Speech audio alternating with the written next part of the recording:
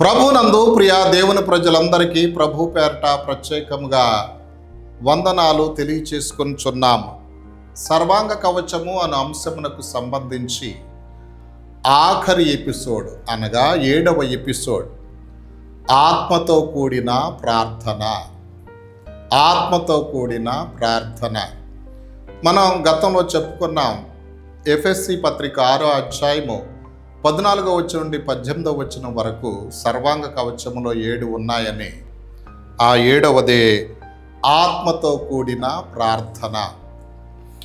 సైతాను యొక్క తంత్రములను ఎదిరించాలి, జయించాలంటే ఆత్మతో కూడిన ప్రార్థనను మనం కలిగి ఉండాలి. ప్రభునందు ప్రియ దేవుని బిడ్డలారా, ఈ ప్రార్థన అనేది ఎనోషు కాలము నుంచి వచ్చినట్లు బైబిల్లో వ్రాయబడి ఉంది. షేతు కుమారుడైన ఎనోషు దగ్గర నుంచి ప్రార్థన చేసినట్లు ఆదికాండం 4వ అధ్యాయం 26వ వచనములో వ్రాయబడి ఉండుట గమనార్హం.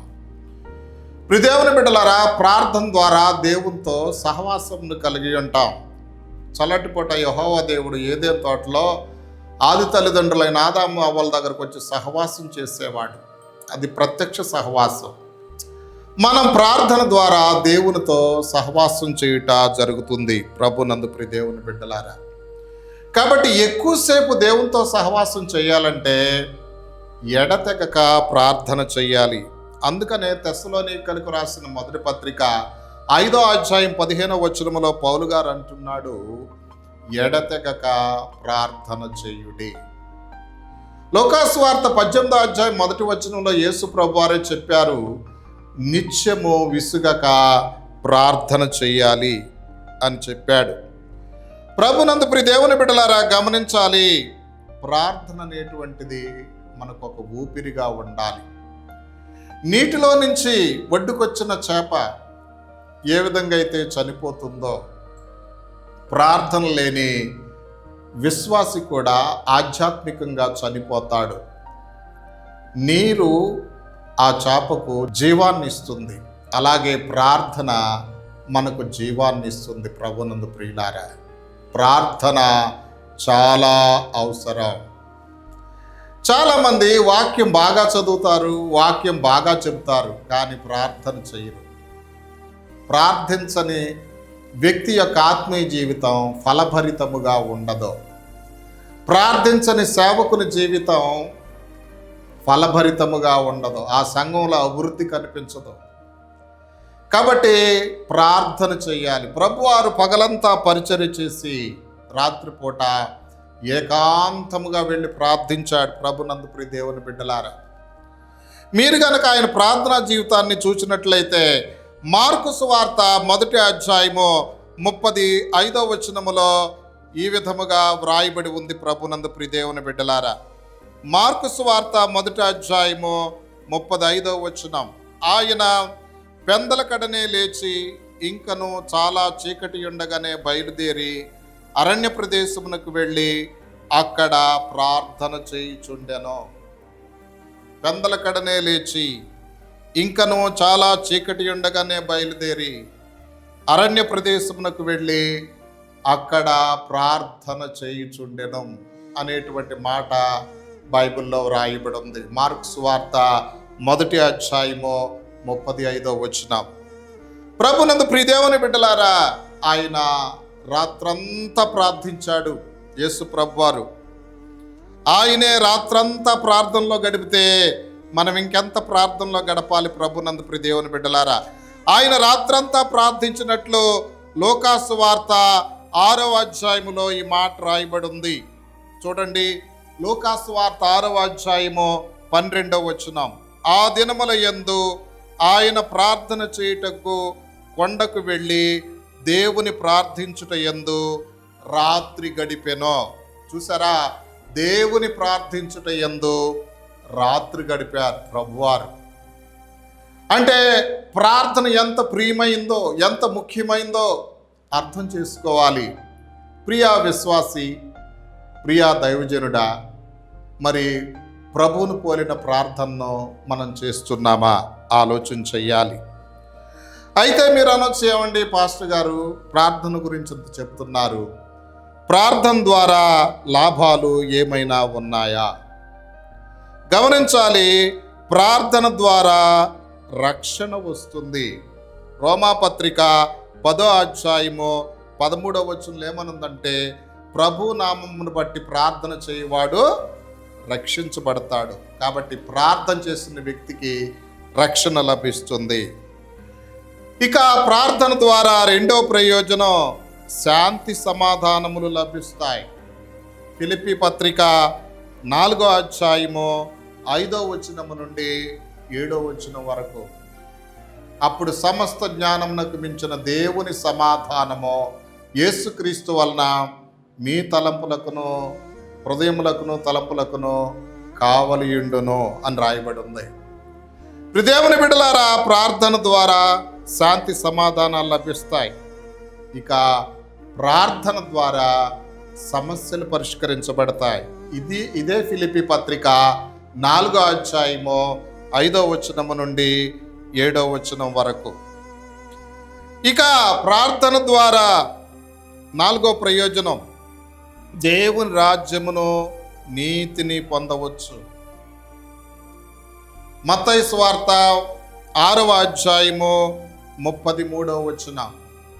ఇక ప్రార్థన ద్వారా 5వ ప్రయోజనం, శరీర ఆత్మీయ స్వస్థతలను ప్రార్థన మనకు ఇస్తుంది. యాకోబు పత్రిక 5వ అధ్యాయం 15వ వచనం. ఇక ప్రార్థన ద్వారా 6వ ప్రయోజనం, ప్రార్థన మనకు పరిశుద్ధాత్మను ఇస్తుంది. ప్రార్థన ద్వారా పరిశుద్ధాత్మ పొందుకోవచ్చు. లోకాసు వార్త 11వ అధ్యాయం 13వ వచనం. ప్రార్థన ద్వారా ప్రభు రెండో రాకడను ఎదుర్కోవచ్చు. మార్కు సువార్త 13వ అధ్యాయం 32-33 వచనాలు. ఇక శోధనలు చేయుటకు ప్రార్థన చేయాలి, అనగా ప్రార్థన శోధనలపై జయమిస్తుంది. మార్కు సువార్త 13వ అధ్యాయం 38వ వచనం. ఇక ప్రార్థన ద్వారా 9వ ప్రయోజనం, ఆత్మలను రక్షించుకోవచ్చు. కీర్తనలో 2:8. ఇక 10వ ప్రయోజనం, దయ్యములను పార్ద్రోలుటకు ప్రార్థన ఉపయోగపడుతుంది. మార్కు సువార్త 9వ అధ్యాయం 29వ వచనం. ప్రార్థన ద్వారా జ్ఞానం సంపాదించుకోవచ్చు. ఇది 11వ ప్రయోజనం. యాకోబు పత్రిక 1వ అధ్యాయం 5వ వచనం. ఇక ప్రార్థన ద్వారా 12వ ప్రయోజనం, దేవుని సువార్త సేవ చేయు సేవకులను పొందవచ్చు. అంత్యోక్య సంఘంలో ప్రార్థన చేసి కనిపెట్టి దైవ సేవకులను అభిషేకించారు నాయకులు.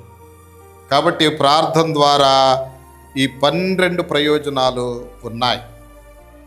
ప్రార్థన చాలా ముఖ్యం ప్రభునందు ప్రియ దేవుని బిడ్డలారా. అయితే ఒక విషయం, ప్రార్థనకు జవాబు రావాలంటే నేను గతంలో ఒక వీడియోలో చెప్పా, 11 కార్యాలు చేయాలని. క్లుప్తంగా నేను 7 చెప్తా. 1, విశ్వాసంతో ప్రార్థన చేయాలి. అవునా? మార్కు సువార్త 11వ అధ్యాయం 24వ వచనం. 2, క్షమ హృదయంతో ప్రార్థన చేయాలి. మార్కు సువార్త 11వ అధ్యాయము 25-26 వచనాలు, 25-26 వచనాలు. 3, దేవుని రాజ్యమును నీతిని వెతకి ప్రార్థించాలి. మత్తయి సువార్త 6వ అధ్యాయం 33వ వచనం. 4, ప్రభునందు ప్రియ దేవుని బిడ్డలారా, దేవుని చిత్తానుసారంగా ప్రార్థించాలి. 1 యోహాను పత్రిక 5వ అధ్యాయం 14వ వచనం నుండి 15వ వచనం వరకు.